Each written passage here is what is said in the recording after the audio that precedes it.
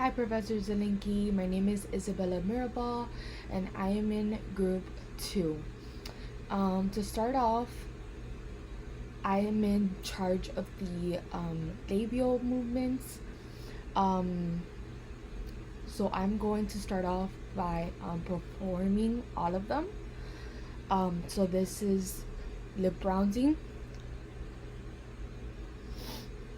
This is puckering of the lips. This is smiling. This is blowing out a candle.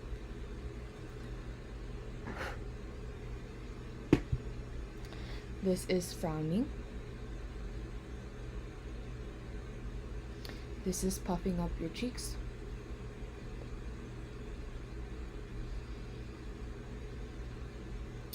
This is pouting. This is snarling. It's kind of like pouting, but with frowning and then making a sound as well. And then I don't have a trumpet like you put, but I do have a flute, so I will play a flute.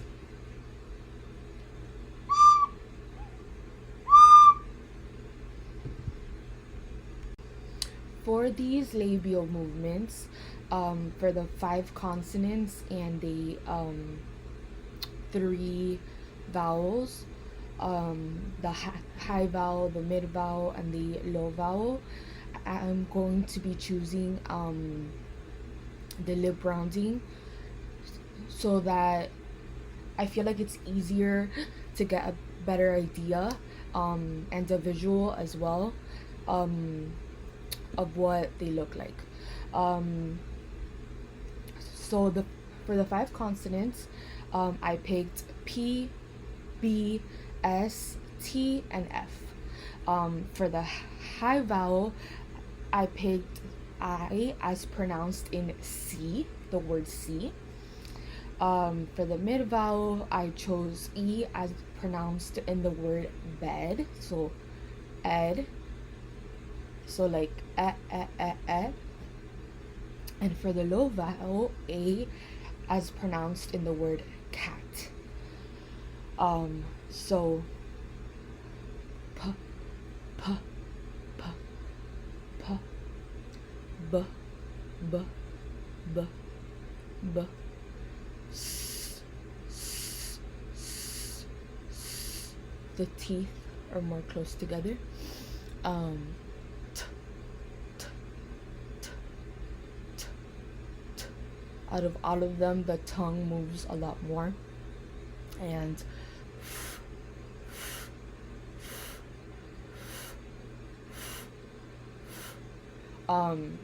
the lips, I feel like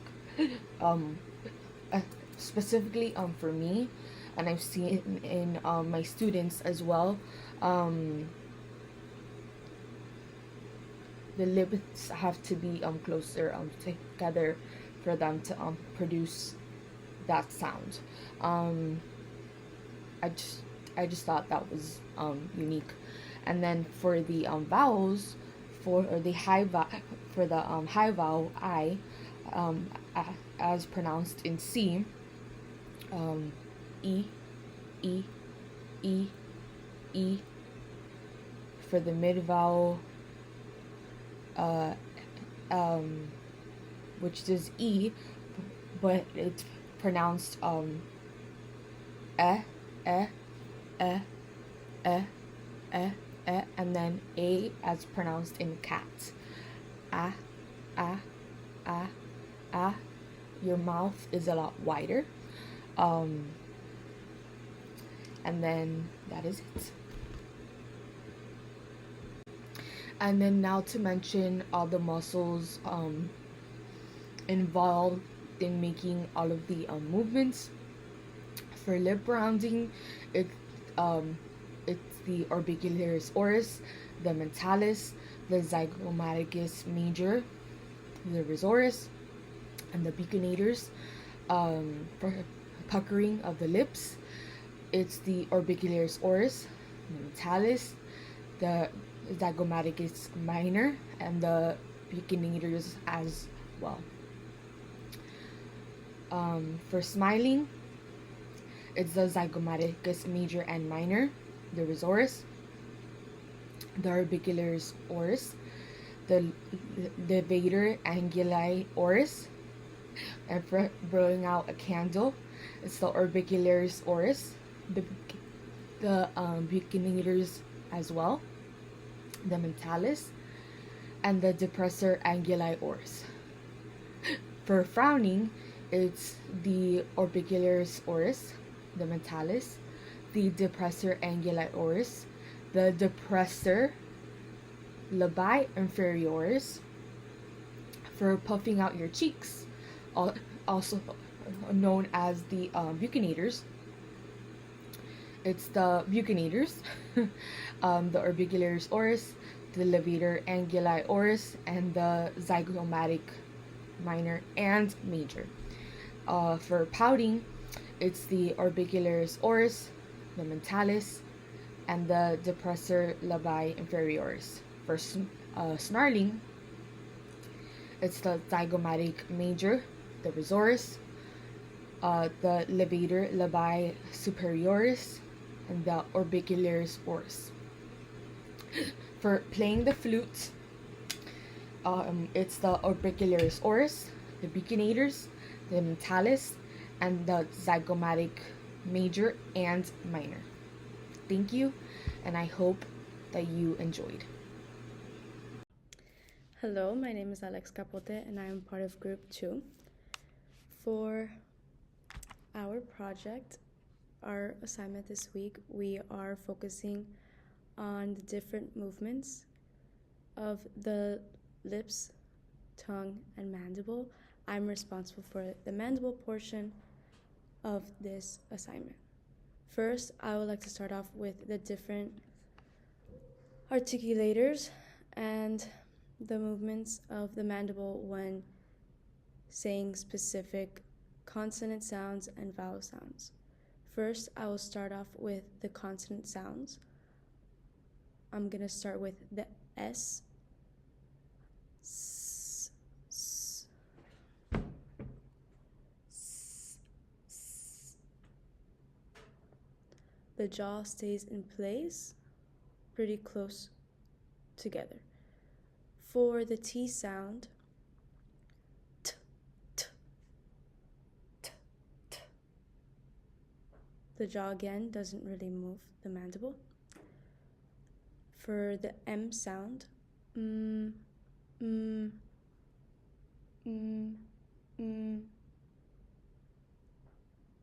There is a bit of protrusion of the jaw. Mm, mm. For K, K. The K sound, K, K, K, K. There's a bit of depression of the mandible. And lastly, the P consonant, P, P, P, P. That one has the most depression out of the 5. Next, I'll be working on different vowel sounds, one high vowel, one medial vowel, and one lower vowel. First, I will start with the capital I looking vowel sound that you see in the word bid. So, bid, bid, bid, bid.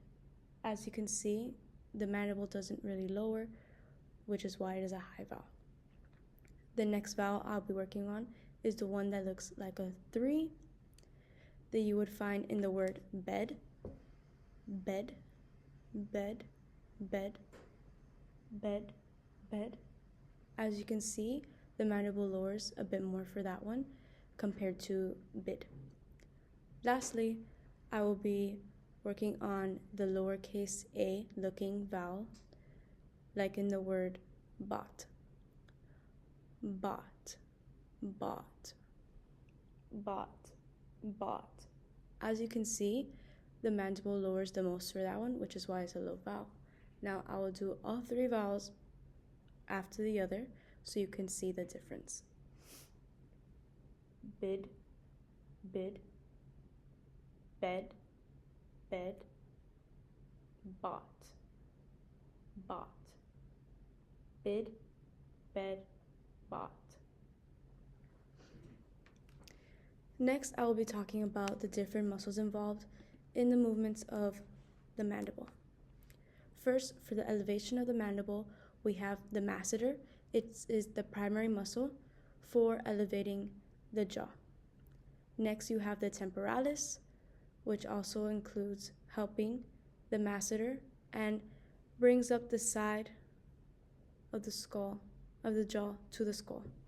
And lastly, we have the medial pterygoid, which assists the mandible working together with the masseter to close the jaw.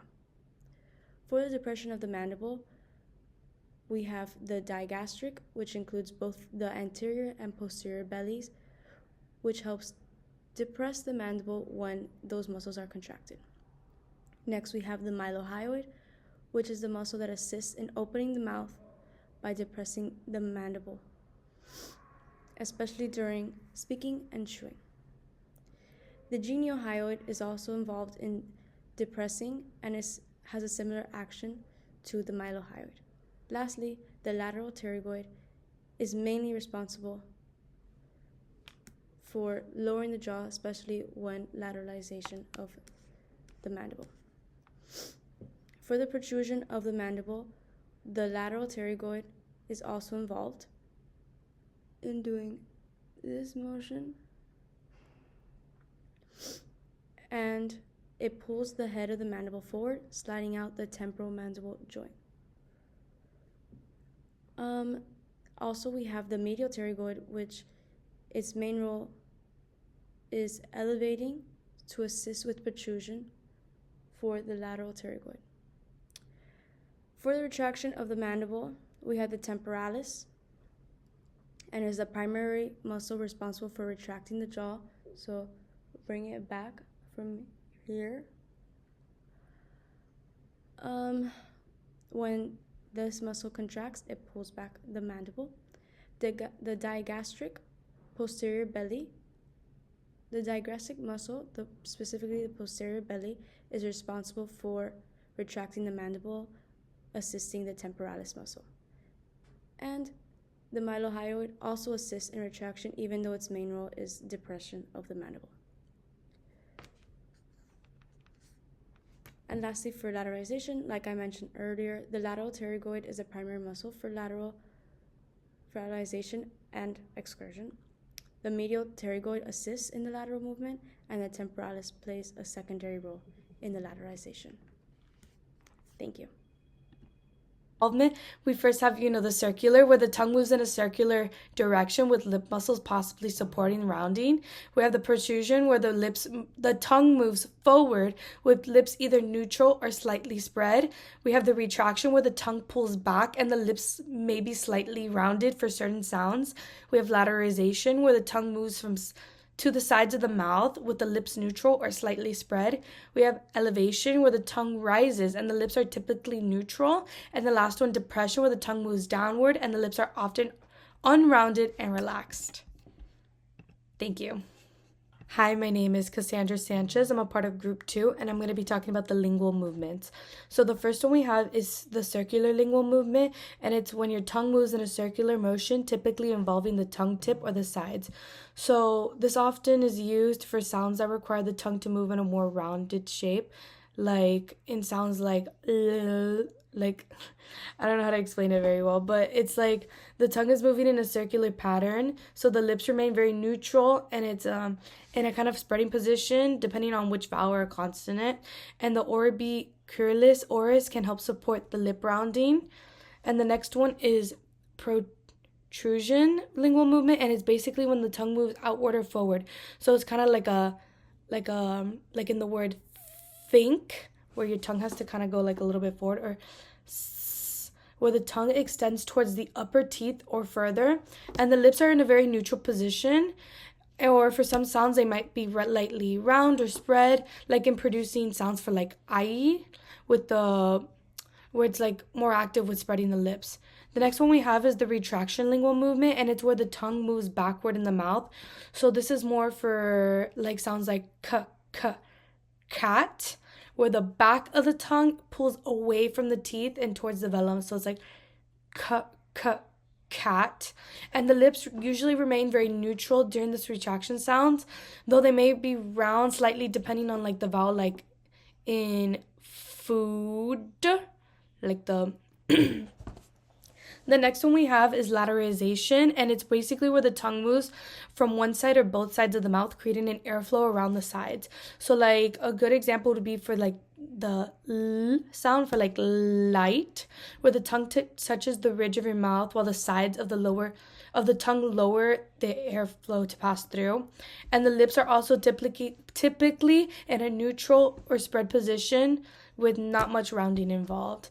The next one is elevation lingual movement, which is basically where the tongue moves upward in the mouth, often toward the roof of the mouth. So this is for sounds such as like tap, where your tongue is kind of touching the roof of your mouth. And the lip muscles, most of the time the lips are relaxed, but except for like those it sounds where your lips are matching like the tongue's position. The next one is depression lingual movement, which is where the tongue moves downward in the mouth, and this happens for sounds like and like father, and where the tongue is lowered in the mouth, creating a wide open space. And the lips remain unrounded and relaxed for most of the depressed sounds, especially for the low vowels like where my tongue is down, and the following rounded message such as o. And the lips may be rounded accordingly.